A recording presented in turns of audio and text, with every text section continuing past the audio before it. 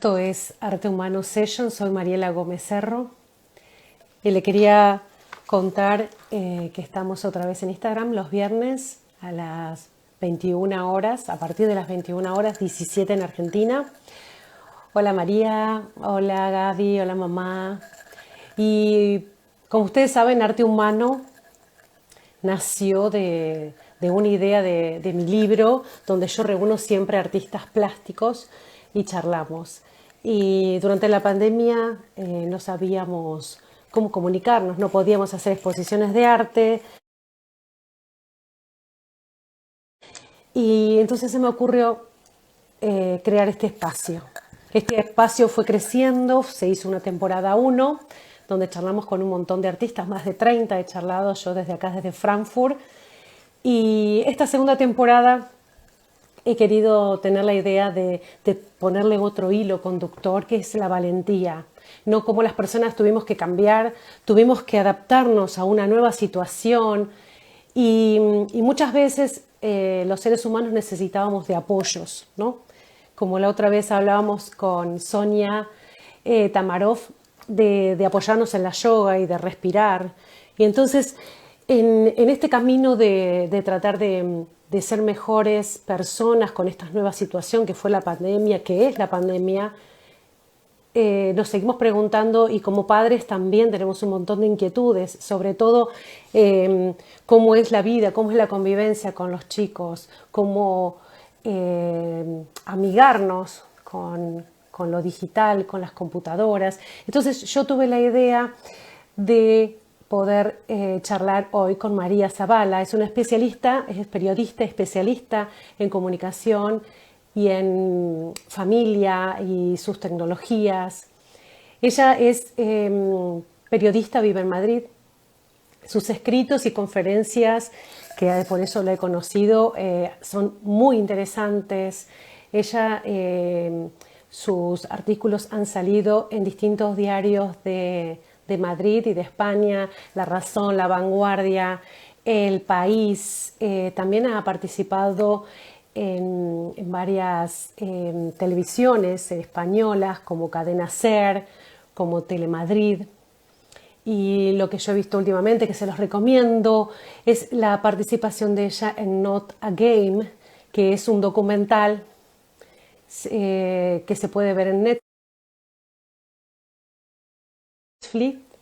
Y se los recomiendo muchísimo porque es como influyen los videos, games, en la vida de los adolescentes y de los niños y bueno, en toda la sociedad sería, ¿no? Y hoy voy a hablar con ella.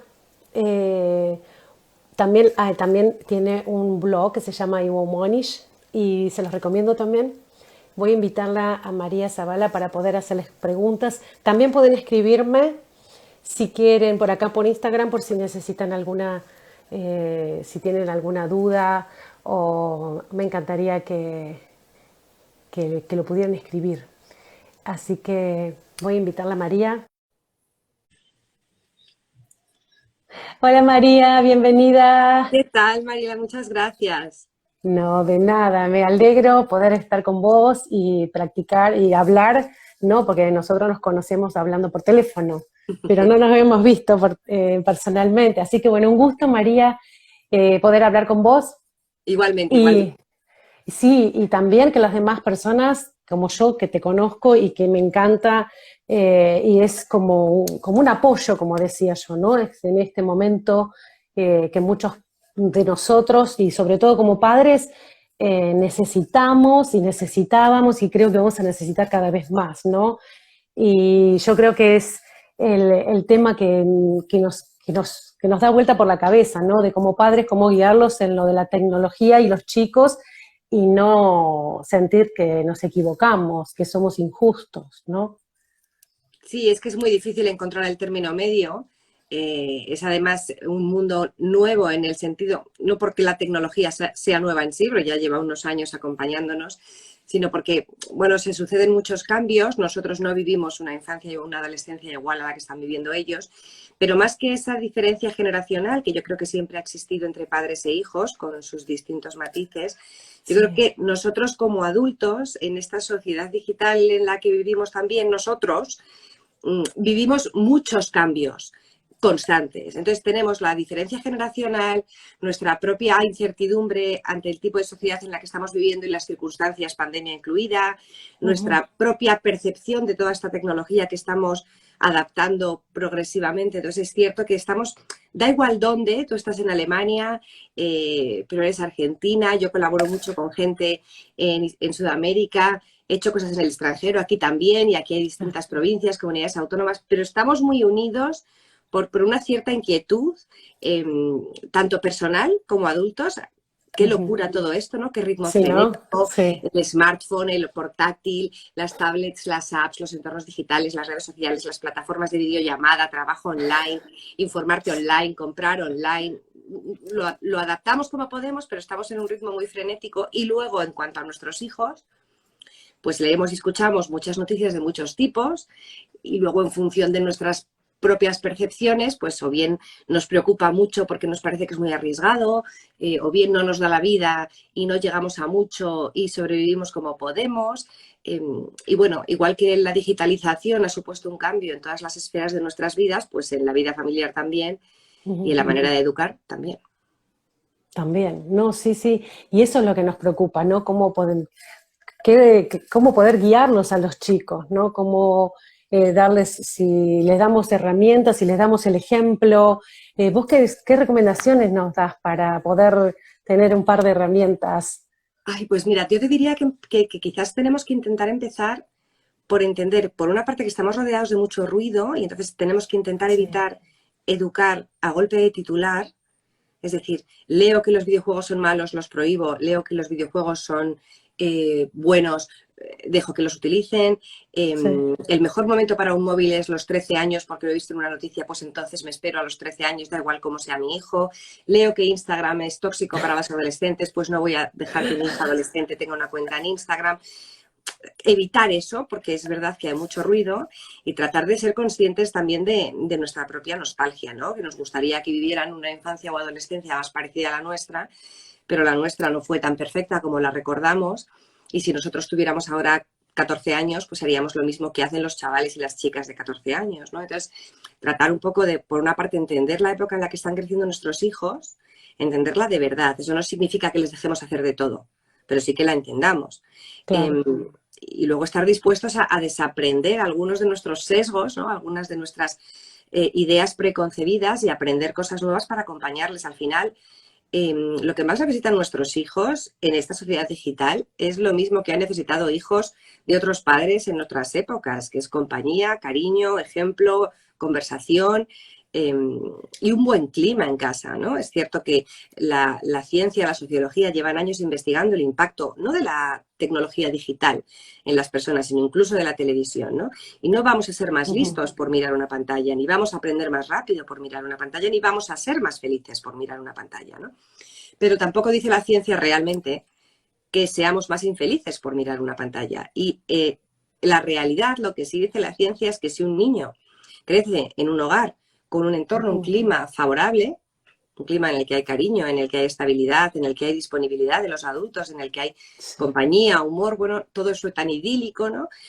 No hay tanta probabilidad de que haya grandes cataclismos digitales porque juegue con un videojuego o porque utilice una red social, ¿no? Entonces, quizás mi recomendación siempre, y lo he hablado contigo cuando hablamos la primera vez, son como dos conceptos claves, ¿no? Acceso gradual, como en todo lo demás, Ujú. y autonomía o libertad o capacidad de decisión progresiva.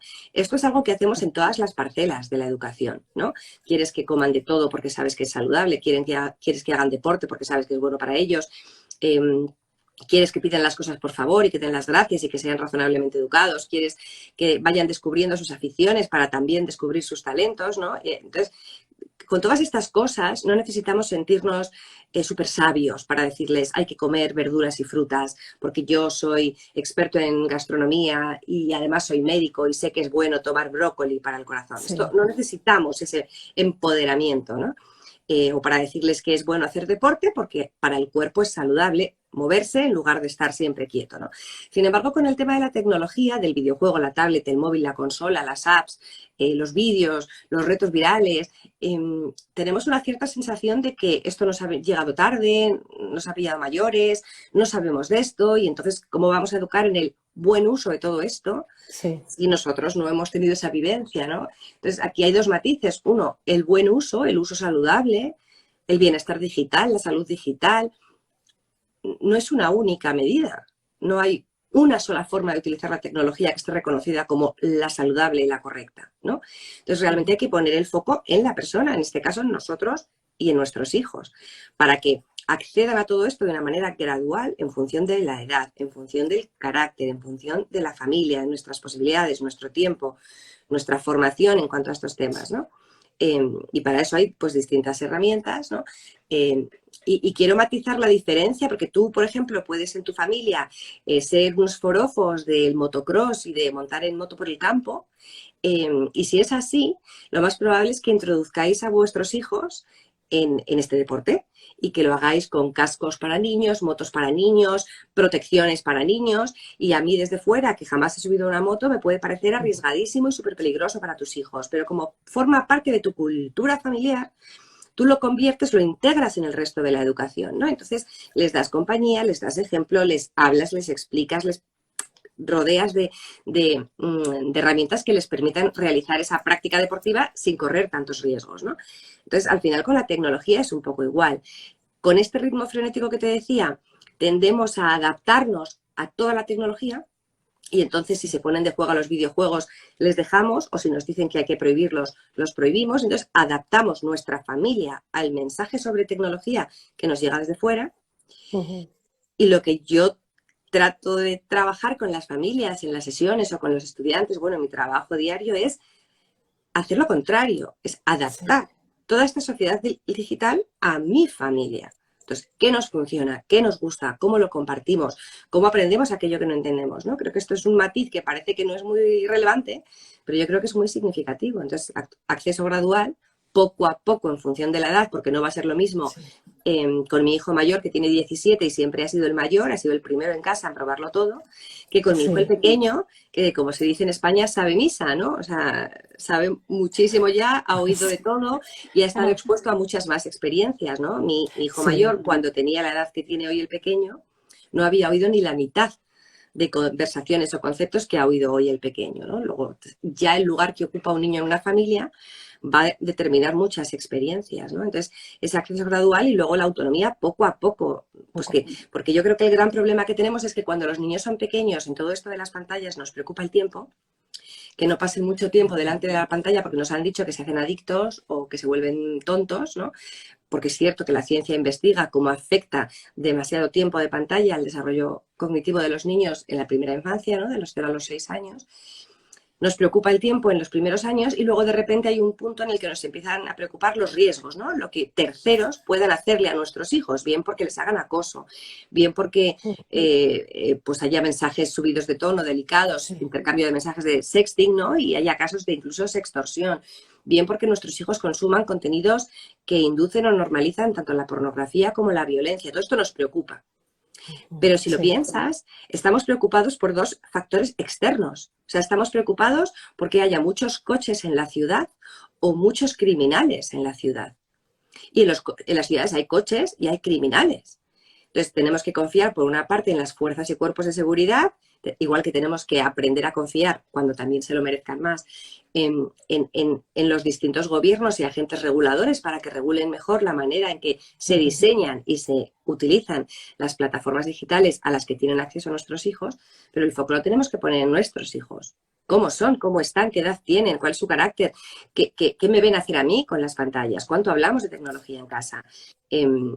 La primera percepción que se crean los niños y adolescentes, bueno, los adolescentes no, la primera percepción que se crean los niños sobre tecnología es aquella que nosotros trasladamos mucho antes de empezar a experimentarla, ¿no? Otra vez con la tablet, déjala, otra vez pidiendo la consola, es que no sabes jugar a otra cosa, ya no sabes jugar a nada. No lo sé, por ponerte ejemplos, ¿no? Si cada vez que te preguntan sobre, mamá, ¿puedo ver vídeos en YouTube? O mamá, ¿puedo comprarme este videojuego? ¡Ay, qué pesado, siempre igual! estamos primero cerrando muchas conversaciones potenciales, ¿no? Y luego les estamos trasladando que a nosotros todo esto no nos gusta. Sí. Y no es que tenga que gustarnos, pero esto forma parte de la realidad. Entonces, ni tenemos que usarlo, aunque ya lo usamos todos, ¿no? Porque se habla mucho, se tiende a minimizar, ¿no? Parece que cuando hablamos de niños y pantallas hablamos de videojuegos y redes sociales, Sí, pero la tecnología es mucho más, sí, ¿no? Entonces, y por supuesto, en nuestro caso como adultos, la tecnología es mucho más. No hace falta tener una cuenta en redes sociales para tener identidad y huella digital, ¿no? Entonces, creo que nos hace falta aprender un poco más sobre cómo funciona toda esta sociedad de locura, ¿no? Para realmente poder acompañar a nuestros hijos como ellos se merecen. No como nos digan las noticias, sino como sí, ellos se merecen.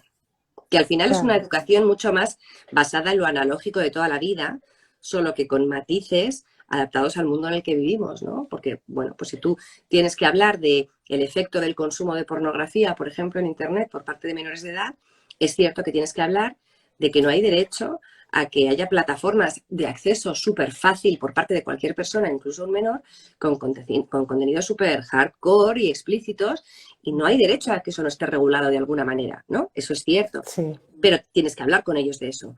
Pero también tendrás que hablar con ellos de amor, de relaciones sexuales, de su propia sexualidad, de qué es el amor sano, de en qué consiste respetar a otra persona y respetarse a uno mismo, y tendrás que hablar con ellos de aspectos que son puramente analógicos, ¿no? No van por separado, van no, de la mano.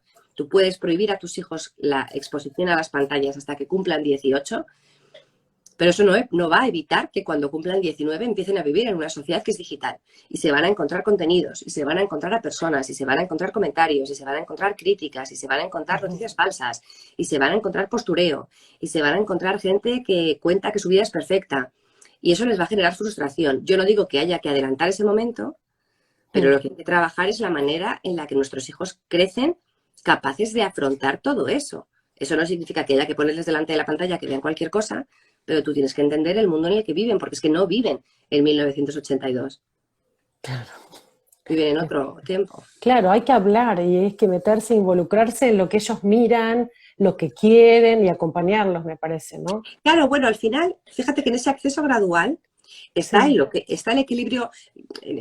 Yo siempre hablo de decisiones, ¿no? Nosotros tomamos decisiones permanentemente miles de sí, veces a cada día, ¿no? Y cuando tenemos hijos hay como un reparto de decisiones. Yo puedo decidir que me voy con mi hijo a una librería a comprar libros. Y yo decido a qué librería vamos. Llegamos a la librería y vamos a la zona infantil y él decide qué libros empezar a mirar. Y decide que le atrae un libro. Y yo puedo pensar que si a lo mejor es demasiado para él y le puedo sugerir otro. Y él va a decidir si le interesa. Y al final entre los dos decidimos que sea ese el que compramos. Yo decido que sí, lo compro, yo lo pago. Nos lo llevamos a casa. Yo puedo decidir en qué sitio de su habitación se van a guardar los libros, pero él va a decidir si lo va a colocar siempre en su sitio o si lo va a dejar en el suelo y yo decidiré si por dejarlo en el suelo le regañaré más o menos y yo le puedo decir que por las noches es muy bueno leer y él sí, decidirá si lee o no o si lee con más o menos atención. Es un reparto de decisiones. Entonces, el problema que tenemos es que cuando los niños de hoy empiezan a relacionarse con tecnología digital y con pantallas, no siempre es porque lo deciden ellos, sino porque decidimos nosotros que nos viene bien que estén entretenidos. Al mismo tiempo, eso no me gusta convertirlo en un látigo, porque tampoco pasa nada porque tú le pongas a un niño 2 vídeos para darte una ducha, no es el fin del mundo.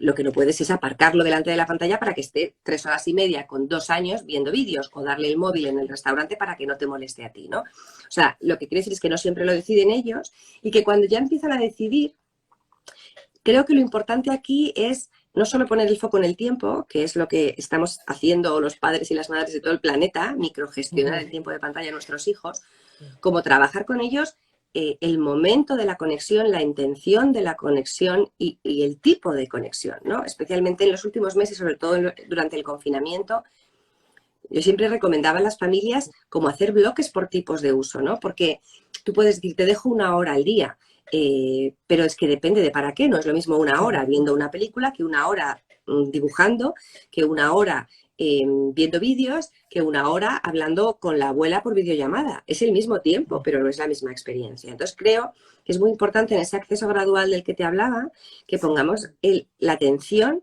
en el tipo de actividad, en el momento en el que les invitamos a conectarse. O sea, no es mamá, puedo ver vídeos de YouTube. Yo recuerdo que me decía mi hijo, ¿no? Yo le decía, sí, pero ¿para hacer qué? ¿Para ver qué?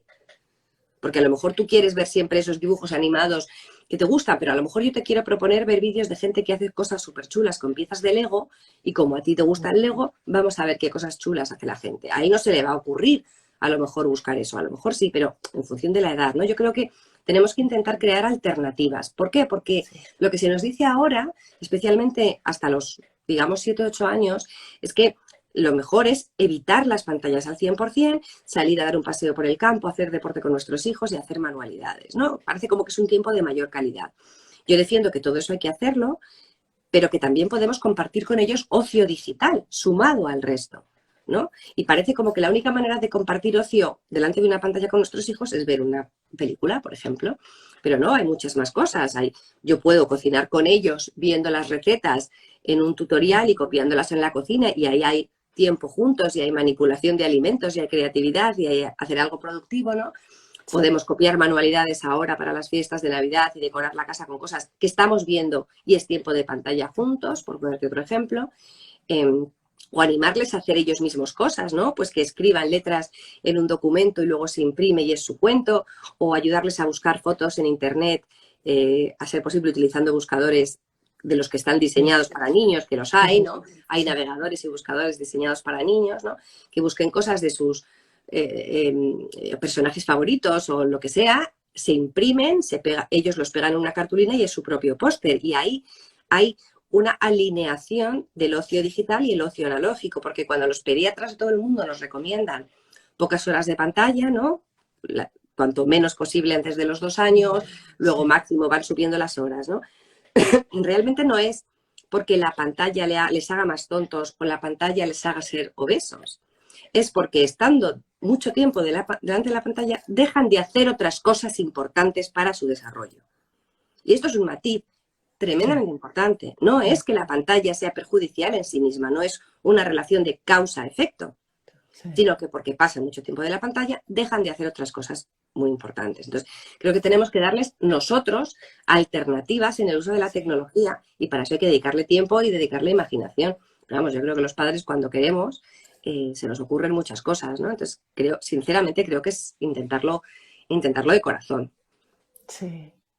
Ay, qué bueno, María. Qué bueno todo lo que decís, porque y es verdad, y nosotros mismos también utilizamos la computadora para trabajar, para leer, para buscar información, y ese es el ejemplo que tenemos que dar, no solamente dárselos Claro, para sacárnoslos de encima a los chicos, ¿no? claro, porque al final lo que estamos haciendo es permitir, fíjate, esto no lo está haciendo Zuckerberg, ni lo están haciendo los dueños de Google, esto lo estamos haciendo las familias. Sí. En el sentido de que lo que estamos permitiendo que pase es que nuestros hijos entiendan lo digital como sinónimo de ocio, de entretenimiento. Y es verdad que debe serlo, pero puede ser más cosas, ¿no? Es verdad que a un niño de 2 años no le vas a poner a hacer grandes cosas delante de una pantalla porque tiene 2 años y tiene que jugar, ¿no? Pero nosotros tenemos que construir también ese mundo en el que la tecnología no sea un departamento estanco que gestionamos controlando el tiempo y con controles parentales y con limitaciones y con sermones sobre peligros, sino que se convierta en una parte más de la familia a la que apliquemos los valores, las convicciones o los mensajes que apliquemos cada uno en casa en función de nuestras circunstancias al resto de la convivencia, ¿no? Te hablaba antes de la autonomía, sí. Pues efectivamente hay muchas recomendaciones de muchos tipos sobre cuándo darle sus propios dispositivos, ¿no? Pero es que un dispositivo conectado a Internet no es una única cosa y a mí me da siempre mucha rabia que tanto Google como Apple para los dispositivos, tanto Apple como Android, tienen funcionalidades que nos permiten, y estas son las que te conté yo a ti en su momento, ¿no? Que cuando nuestros hijos utilizan un dispositivo, nosotros les creemos una cuenta de usuario como menor de edad, de manera que no se puedan descargar ellos cualquier cosa, sí, sino que tengan que recurrir a ti para autorizar esa descarga, ¿no? Sí. Eso existe desde hace mucho tiempo. Yo no sé si es que las compañías no dedican suficiente dinero a la publicidad sobre esto o si quizás las proveedoras y operadoras de telecomunicaciones podrían contarlo también, porque es muy injusto que todo se traslade a las familias, ¿no? Es mucho más fácil comprar un dispositivo. No lo conocía, claro, no conocía. O sea, lo más fácil es poder acceder, comprar un dispositivo y que además te vendan un plan de datos ilimitados de un internet que nunca se acaba. Esto es lo más fácil.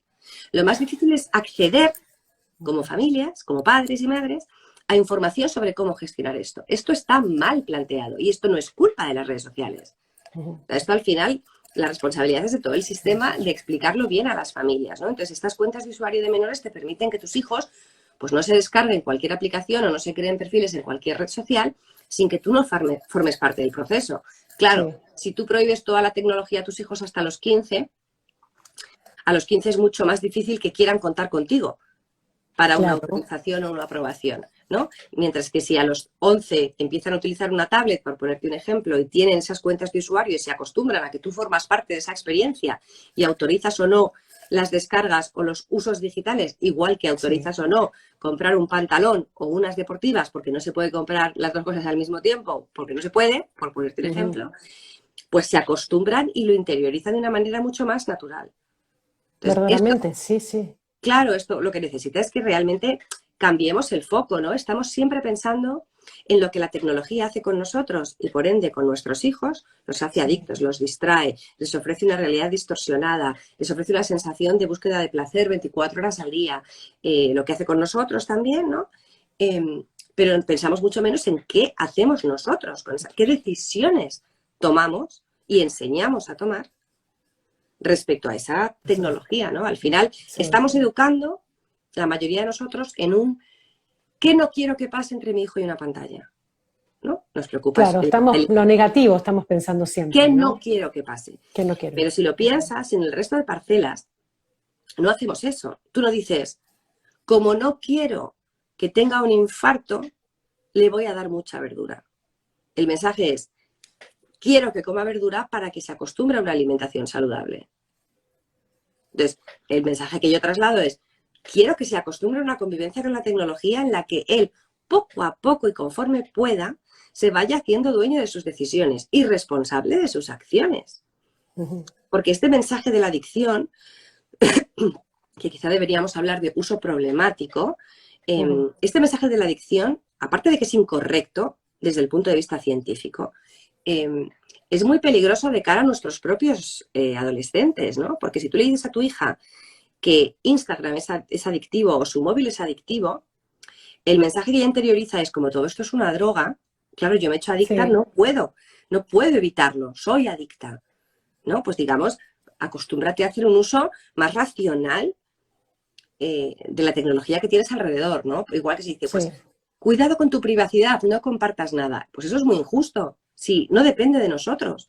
Es cierto que hay una primera capa de intimidad que tú puedes perder al compartir demasiada información en redes.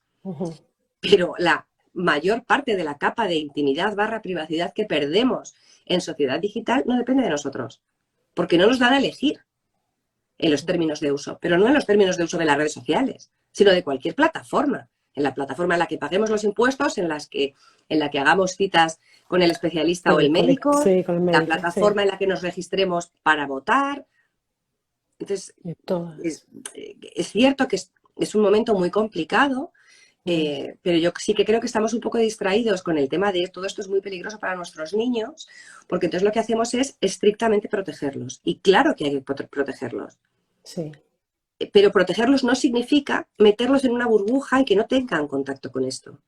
Significa presentarles todo este mundo de las plataformas, de las apps, de los videojuegos, de las redes sociales, de las pantallas, de manera gradual, poco a poco y en función de la edad, y dándoles una autonomía y una capacidad de decisión progresiva, poco a poco. Tenemos muchos niños de 10 años, por todas partes, con más autonomía digital que autonomía en el mundo físico.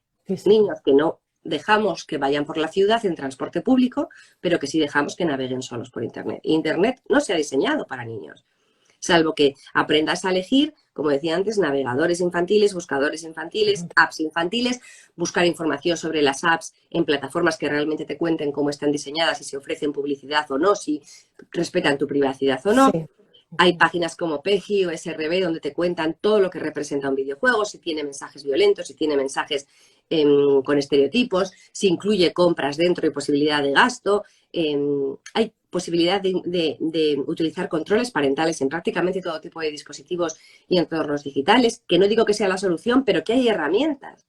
Entonces, hay, por una parte, una enorme responsabilidad de las familias y, por otra parte, una enorme responsabilidad de las grandes tecnológicas y de los agentes regulatorios. Y esto es una batalla de todos. Entonces, aquí yo, como periodista, he hecho el mea culpa, ¿no? Porque los medios casi siempre son más alarmistas que informativos con todo esto. Y cuando dicen 3 de cada 4 adolescentes es adicto a su móvil, eso está mal dicho.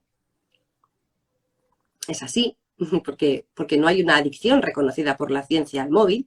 Hay un trastorno por adicción a los videojuegos reconocido por la Organización Mundial de la Salud, pero lo que te dice no es que el niño se vaya a hacer adicto por jugar al videojuego 2 horas. Lo que te dice es que se considera que tiene un trastorno por adicción comportamental, conductual a los videojuegos, cuando lleva más de un año en el que el uso de esos videojuegos ha interrumpido el resto de su vida. Un niño no se hace adicto a los videojuegos en 24 horas, ¿no?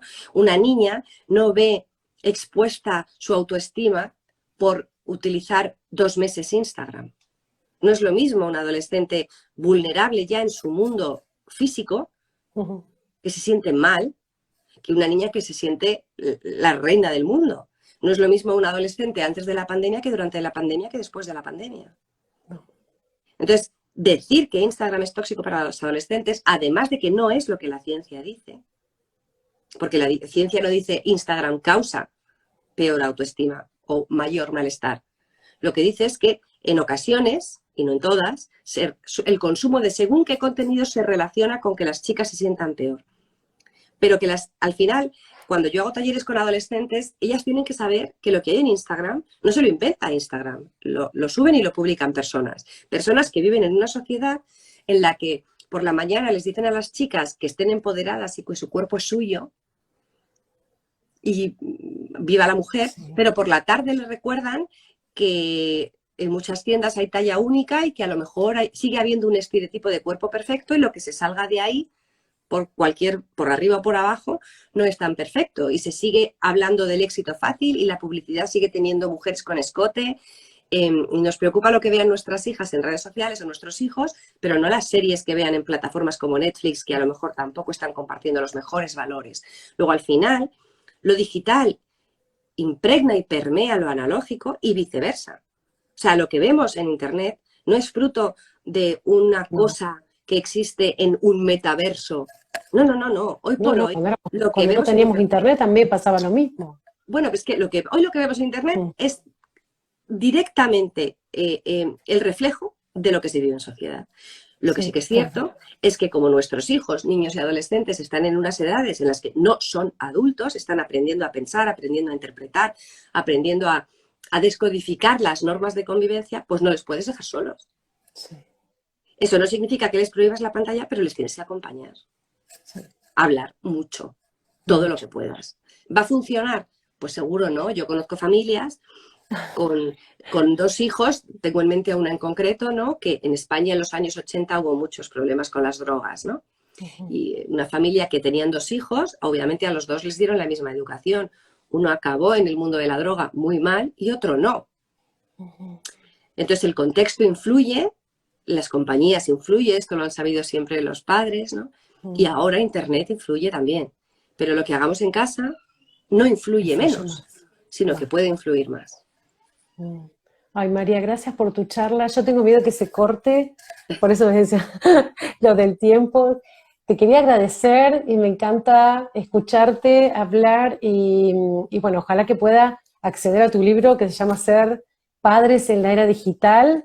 Ese libro lo publicaste hace poquito, ¿no? En septiembre y sí que puedes acceder porque se vende en Internet, se vende en Amazon y en plataformas digitales, o sea que lo puedes comprar y te llega. Y si no, te lo mando yo. ¿Y qué me encuentro? ¿Qué me puedes dar un resumen de...?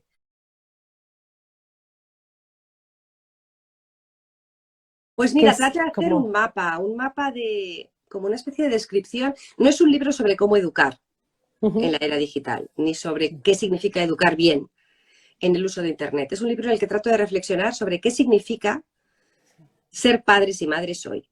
¿Qué tipo de cosas hay que tener en cuenta? ¿Qué tipo de información hay que tratar de buscar? ¿Cómo nos afecta todos los mensajes que nos dicen desde el exterior?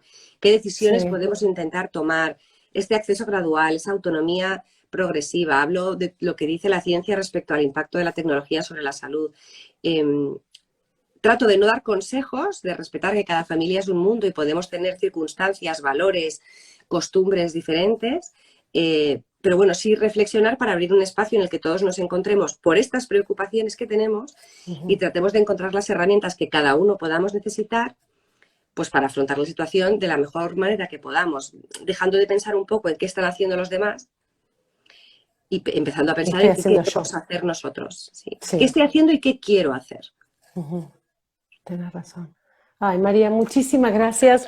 Te mando A muchos ti, besos y muchas gracias partes por de vuelta. charlar conmigo. Sí, el que te quiera contactar, bueno, estás en Instagram y la página Iwomanish, ¿lo dije bien? Jaime, sí. Así que los invito a que, bueno, que se fijen y la sigan a María y todas las charlas que son muy interesantes, sobre todo para todos, niños, adolescentes, familias. Así que un gusto y un honor hablar con vos. Gracias, Te gracias. mando muchos besos. Dankeschön. Auf Wiedersehen. Tschüss. Chao, tschüss. Adiós.